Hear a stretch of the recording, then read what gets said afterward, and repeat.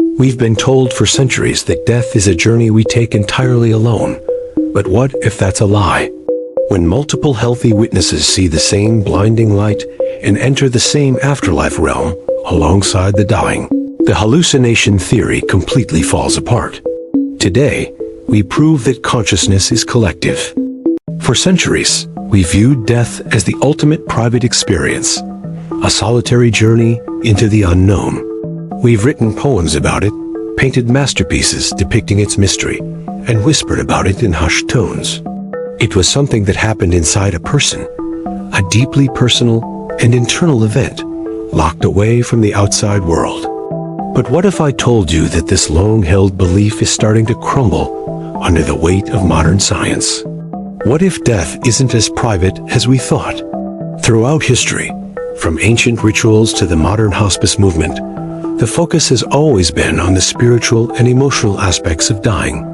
It was a transition of the soul, a final breath taken in isolation. The science of it was simple. The heart stops, breathing ceases, the brain shuts down. End of story. This perspective shaped our grief, our fears, and our entire cultural understanding of life's final chapter. But medical technology has been advancing at an incredible pace, and it's pulling back the curtain on processes we once considered unknowable. In recent years, researchers have started gathering unprecedented data from the very edge of life. Using sophisticated brain monitoring equipment like EEGs on patients in their final moments, scientists have observed remarkable and unexpected surges of brain activity right around the time of death. We're talking about highly organized, coherent brain waves, similar to those seen when we're awake, conscious, and performing complex mental tasks like recalling memories. This isn't just random neural firing. It's a structured, almost deliberate pattern. Some studies have even documented these surges continuing for minutes after the heart has stopped beating. What does this mean? Well, it suggests that the dying brain might be replaying significant life events, a kind of life review that has been reported for decades by people who have had near-death experiences. For the first time, we have objective, measurable data that seems to corroborate these deeply subjective accounts. It's a stunning convergence of personal testimony and scientific evidence. This isn't just happening in one lab. Similar findings are being reported from different research teams around the world, building a compelling case that the process of dying is far more complex and active than a simple shutdown. These discoveries are completely transforming our perspective. Death is no longer just a moment of cessation, but a process, a unique biological event with observable and recordable signatures. It is moving from the realm of pure philosophy and personal belief into the world of data and scientific inquiry. This shift is incredibly profound. It's forcing us to ask new questions. Is there a shared biological experience of dying? Can we use this data to improve end-of-life care, to make the transition more peaceful? This new, data-driven understanding doesn't take away from the spiritual or emotional significance of death.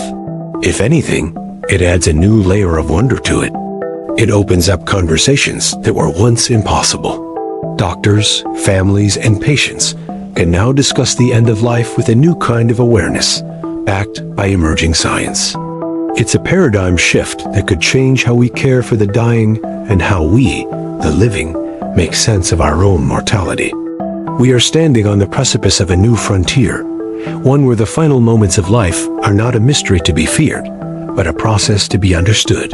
The story of death is being rewritten, not by poets or philosophers, but by scientists and the data they collect. It's a story that is far from over. What we're learning is just the beginning. Have you ever heard stories of people on their deathbed seeing something otherworldly?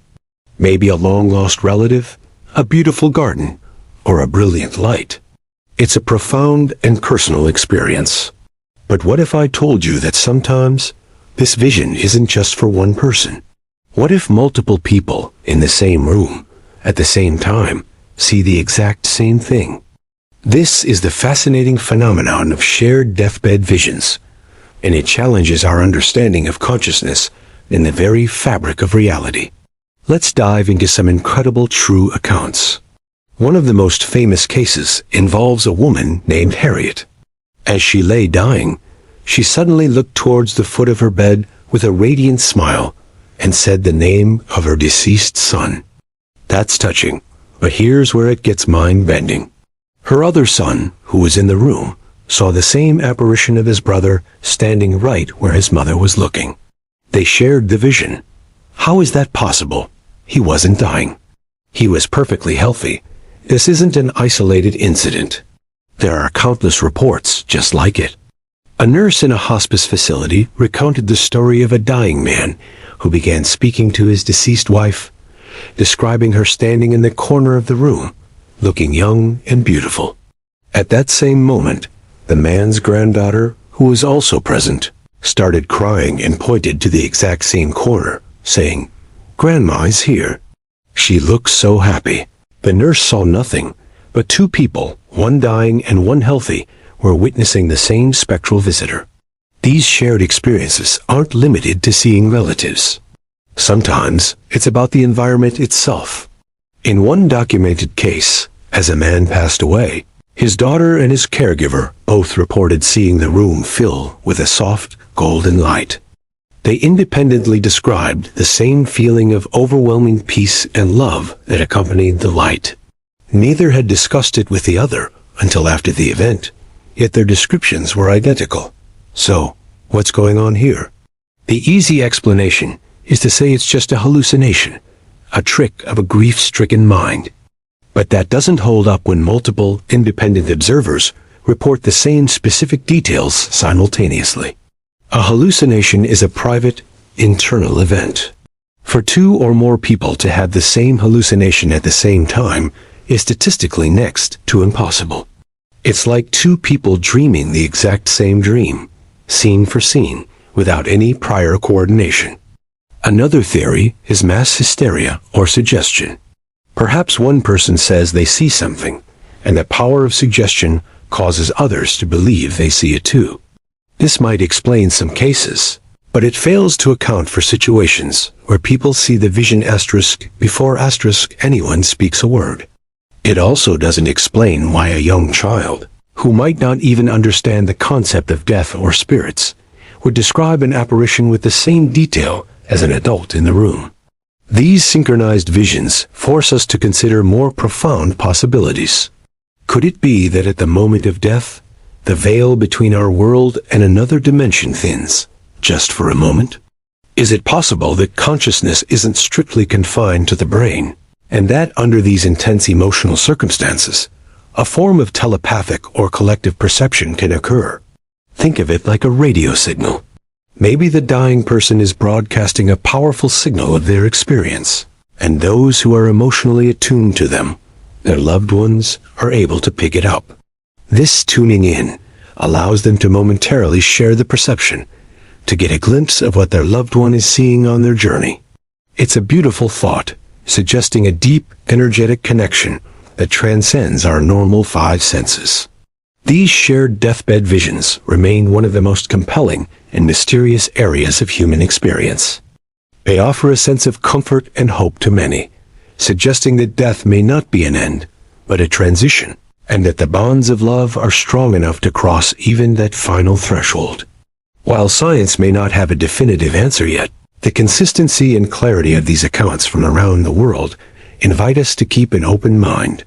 They whisper of a reality far grander and more interconnected than we can currently measure. What do you think? Have you ever heard a story like this or experienced something similar? Share your thoughts in the comments below. I'd love to hear from you. Thanks for watching, and if you found this fascinating, please like this video and subscribe for more explorations into the great mysteries of our world.